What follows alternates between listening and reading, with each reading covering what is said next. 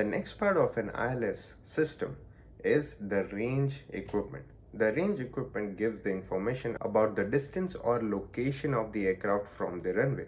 What can be a range equipment? A distance measuring equipment, a marker beacon, or a compass locator can act as a range equipment. DME, as we know, gives distance from the DME station. At places, DME can be co-located with a localizer, meaning placed together with the localizer, and then any aircraft that tunes into the frequency of the localizer will be able to receive the distance information from the DME as well. And when you get the distance information from the localizer, you would know how far you are from the localizer and hence know your range. An ILS marker beacon has a rated power output of 3 watts or less and an antenna array which is designed to produce an elliptical signal like that with dimensions 1000 feet above the antenna, and it is approximately 2400 wide and 4200 in length. These marker beacons are placed along the final approach course of the approach. When an aircraft passes through this signal, the elliptical signal that we talked about, when an aircraft passes through that signal, it will have an illumination on the marker beacon receiver and show you the range.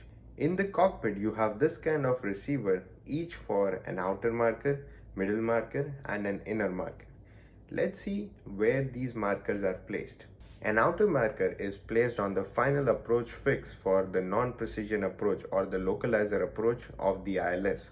A middle marker is positioned approximately 3,500 feet from the landing threshold and roughly where the aircraft reaches 200 feet AGL on the glide path. That is why middle markers are also sometimes co-located with the decision height of Category 1 ILS approaches. I know we haven't talked about categories yet.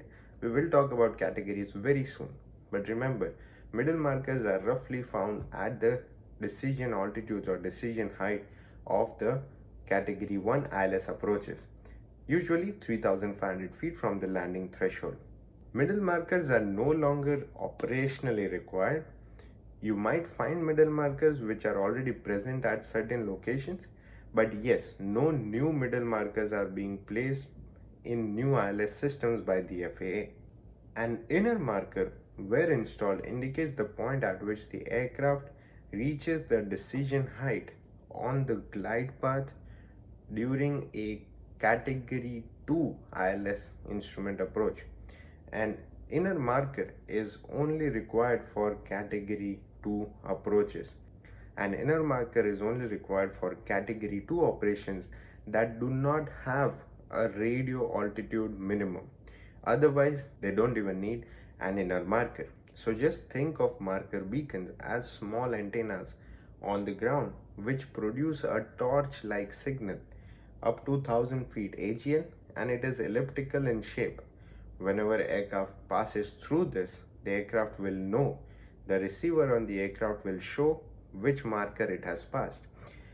Depending on the marker, there is also a Morse code that is going to be transmitted in the cockpit. These are the key to the Morse codes for different markers. And apart from the Morse code itself, you can also see that each marker has their own distinct color. Then comes the compass locator. This is nothing but a low range NDB which acts for a range equipment. Compass locator transmitters are often situated at the middle marker and the outer marker, usually the outer marker sides. The transmitters have a power of less than about 25 watts, a range of about 15 miles, and operate within the frequency range of 190 to 535 megahertz or kilohertz. At some locations, the higher powered or higher range NDBs can be used at the outer marker sites. Outer marker sites basically the final approach fixes for non-precision approaches. So there are three ways of knowing range on an ILS as we talked about. Some approaches might use DME, some might use marker beacon, some might use compass locator. There are certain approaches which use another VOR to use as intersecting radials with the final approach course to know fixes. We will talk about this in the examples. you will require a dual VOR system in this case. The visual part of the ILS is nothing but the approach light system, the runway lights, the touchdown zone lights, all of the lights of the runway.